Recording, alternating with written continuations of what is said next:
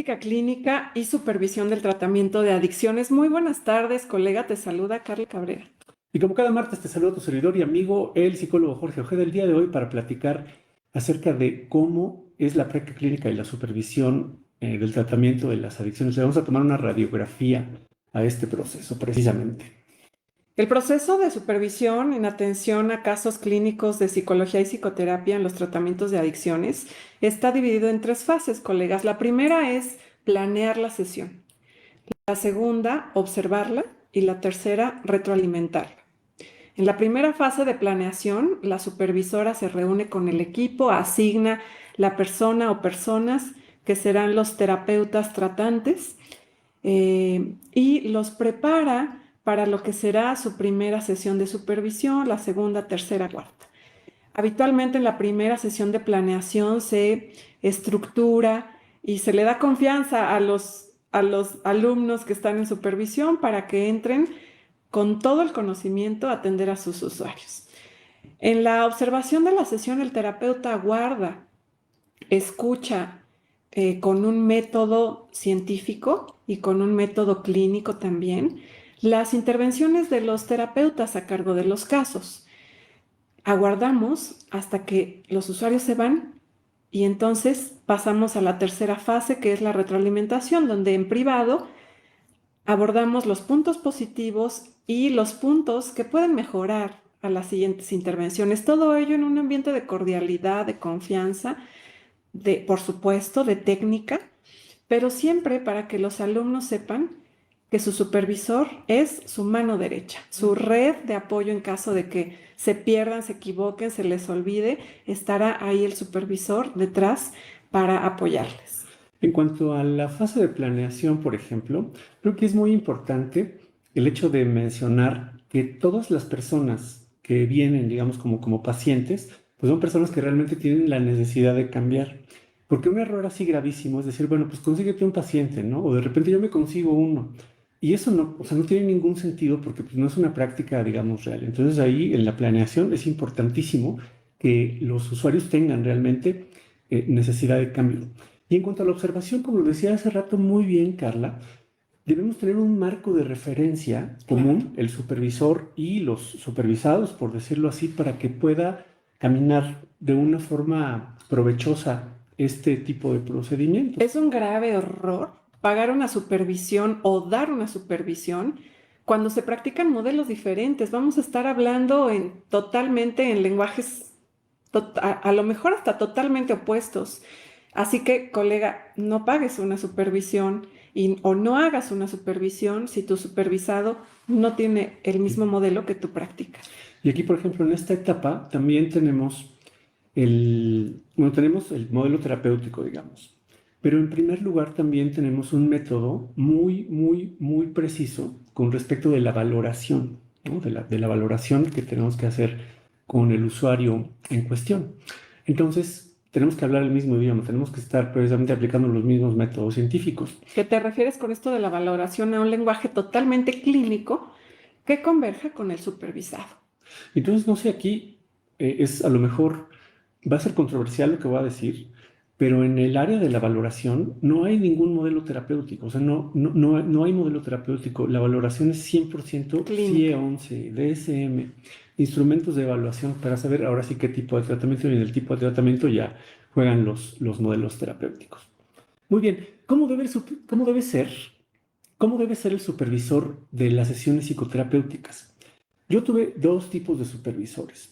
Un tipo de supervisor que era la supervisora del terror, y otro que era el supervisor barco, por decirlo así, así le voy a llamar.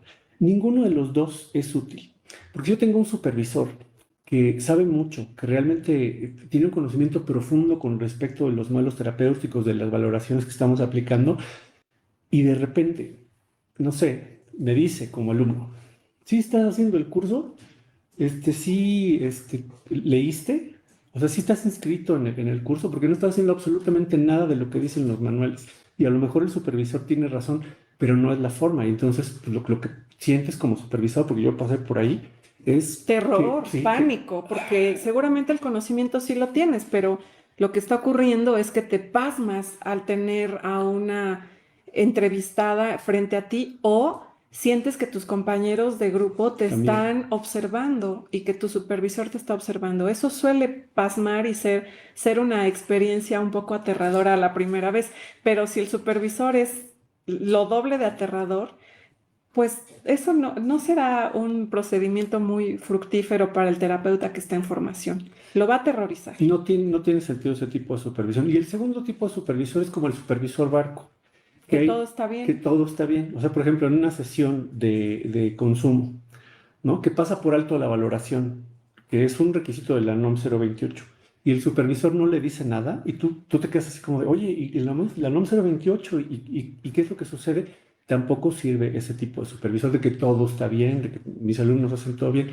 No es útil. Entonces creo que la fórmula correcta para la supervisión es cubrir los puntos que necesitamos tener clínicamente y metodológicamente desde nuestro modelo que practiquemos, pero decirlo con amabilidad para que Camaradería, ¿no? claro, que el supervisado sienta que lo vas a ayudar si se queda atorado, no que lo vas a aterrorizar.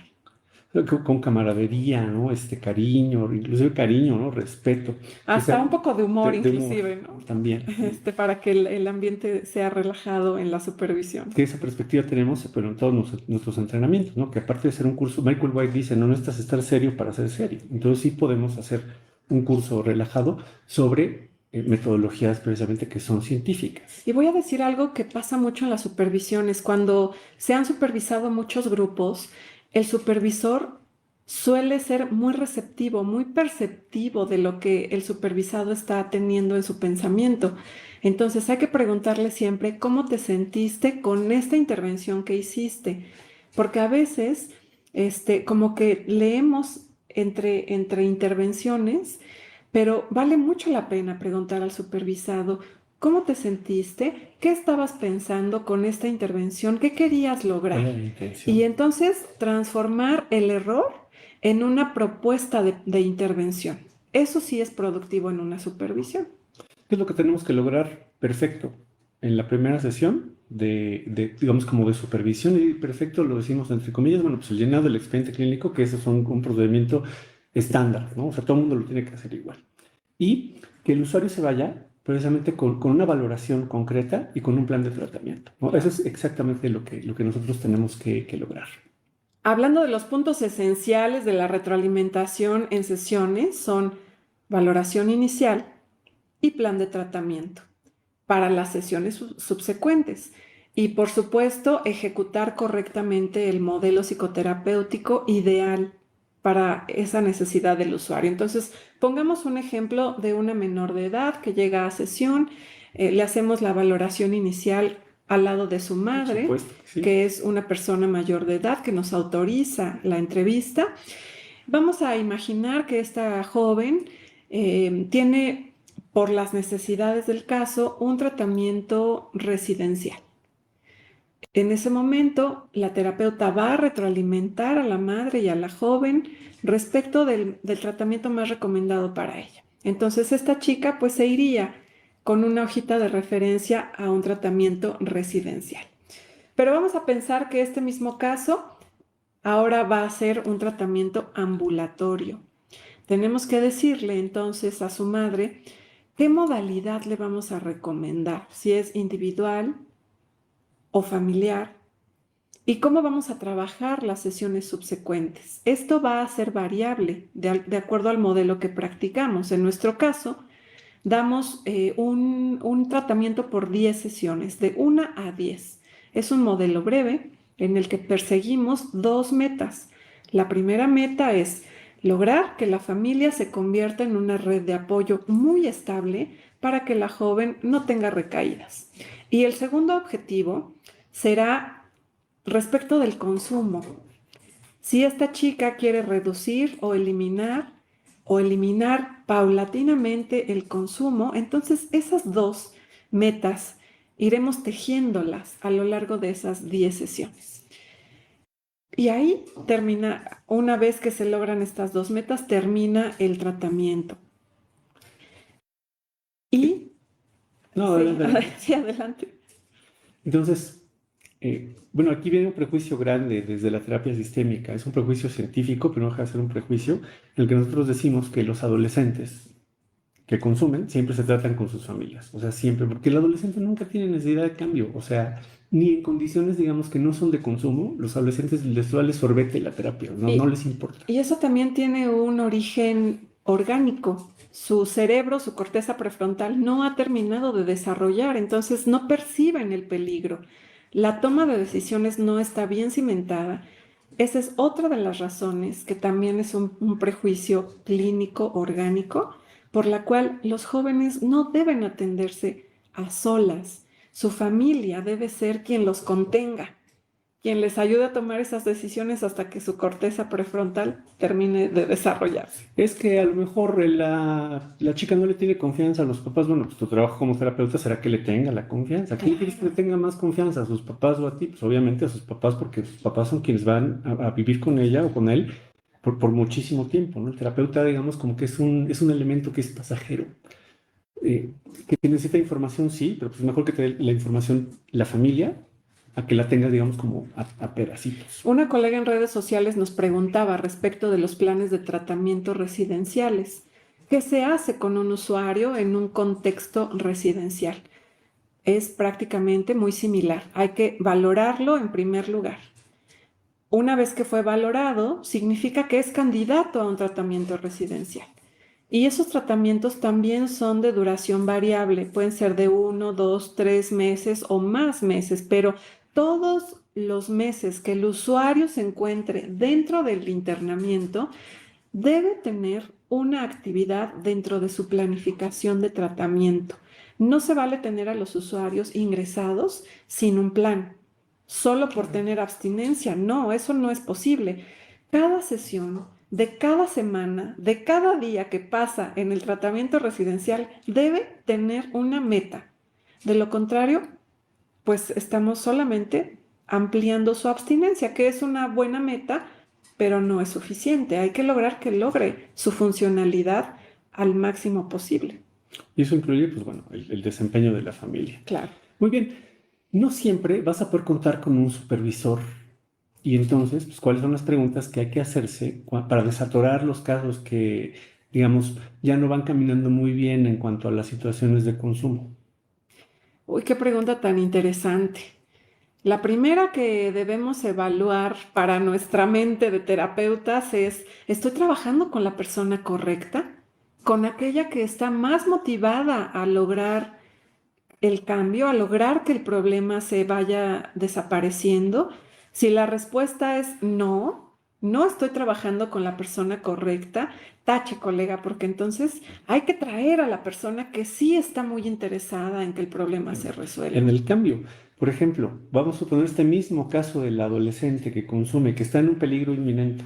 A lo mejor yo puedo, inclusive puedo hacer esto, puedo citar a la mamá, que me firme consentimiento informado, aviso de privacidad por la menor, empezar la valoración con ella solita y el tratamiento con ella solita. Eso sería un error. ¿Por qué? Porque la que tiene la necesidad de cambio es la mamá. Entonces aquí el truco es que las personas que tienen la necesidad de cambio siempre tengan una participación activa dentro del tratamiento. Ese es el primer punto que hay que supervisar. ¿Estoy trabajando con las personas correctas?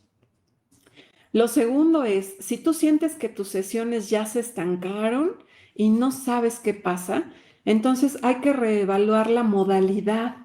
Si a lo mejor le dimos un tratamiento individual, pero probablemente sus metas sean relacionales, no va a haber demasiado avance, o viceversa. Si le dimos un tratamiento familiar y sus metas son personales, tampoco va a haber un buen avance. Entonces ahí está el arte de elegir la modalidad correcta. No es como que creo o me imagino que le venga bien esto. Hay que escuchar el discurso y centrarnos en que su meta sea enfocada a terceras personas, modalidad familiar, enfocada a sí misma, modalidad individual, preferentemente para mayores de edad que ya tienen un desarrollo y una toma de decisiones por la mayoría de edad. Y otro punto muy importante es la reevaluación del diagnóstico. Porque en muchas de las ocasiones, y hemos visto muchos casos que están estancados precisamente en las situaciones de consumo, a donde, digamos, el paciente identificado tiene un diagnóstico por consumo de la sustancia que ustedes quieran, pero de repente el terapeuta dejó pasar este concepto muy valioso que es el de la patología dual. Entonces habría que hacer una reevaluación con respecto a cómo están engranados estos dos trastornos. Y si lo estoy atendiendo de manera psiquiátrica también, muy, muy, muy importante tener un diagnóstico preciso. Y redefinir metas, porque a veces nos enfocamos demasiado como terapeutas en adicciones a lograr la abstinencia. Y esto es algo que es muy debatible, pero es real. Las metas del tratamiento no deben estar exclusivamente enfocadas a la abstinencia, sobre todo si los usuarios no quieren tenerla. Hay otras metas: lograr el bienestar en su estilo de vida, disminuir riesgos, etcétera, etcétera. Pero no solamente tener abstinencia va a ser nuestra única meta o nuestra única solución. Y no se vale obligar al usuario a que la tenga si no lo desea. Va a haber usuarios que nos van a decir: yo quiero bajarle al consumo, pero no dejarlo totalmente. Perfecto, pues vamos a ir por esa meta. Y listo, siempre tenemos que estar redefiniendo el rumbo del tratamiento y revisando que el diagnóstico sea correcto, que no haya patología dual, que estemos trabajando con personas correctas, con diagnósticos correctos y con modalidad de tratamiento correcta. Si alguna situación se pausa, sientes que no avanza tu usuario, revisa estos parámetros que te damos y vas a ver que vas a encontrar alguna piedrilla en el camino que podamos hacer a un lado. Ok, muy bien.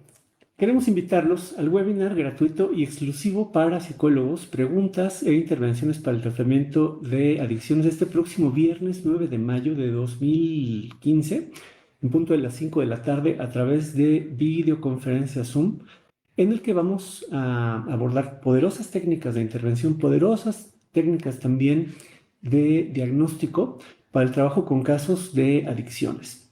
También en este evento van a poder enterarse de los detalles del 11 diplomado en tratamiento de adicciones que tenemos en conjunto con Universidad La Salle.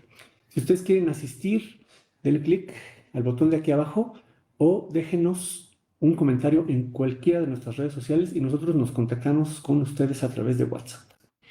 Vamos a contestar una última pregunta de Sony. Dice: en el caso de trabajar con las personas correctas, ¿aplica lo mismo para los adultos? Por ejemplo, a la esposa le interesa que su marido deje de consumir alcohol. La primera pregunta entonces que debemos hacernos es: ¿el esposo también quiere? Si el esposo también quiere, genial, viento en popa. La terapia de pareja les puede venir muy bien, previa valoración del consumo de alcohol de él. Pero si él no quiere dejar de consumir alcohol, entonces ella es nuestra clienta más interesada. Cabe resaltar que los tratamientos en adicciones no solamente se realizan en presencia del usuario consumidor, sino de las personas que estén más interesadas en resolver el problema, que en este caso sería la esposa. Ella, por supuesto, no va a tener una valoración porque no es consumidora, pero sí podemos dar un plan de tratamiento individual. Si él quisiera, padrísimo, genial, porque aquí el olón de pareja quiere, pero si no, empezamos con ella. Que eventualmente, o sea, casi en el 100% de los casos, cuando el esposo sabe que su mujer está yendo a terapia, de repente va a decir: híjole, ¿de qué platican? ¿No? Este, tengo curiosidad. Y luego va a ver que obviamente la chica pues tiene cambios. Y va a haber un día en el que él va a decir: ¿sabes qué?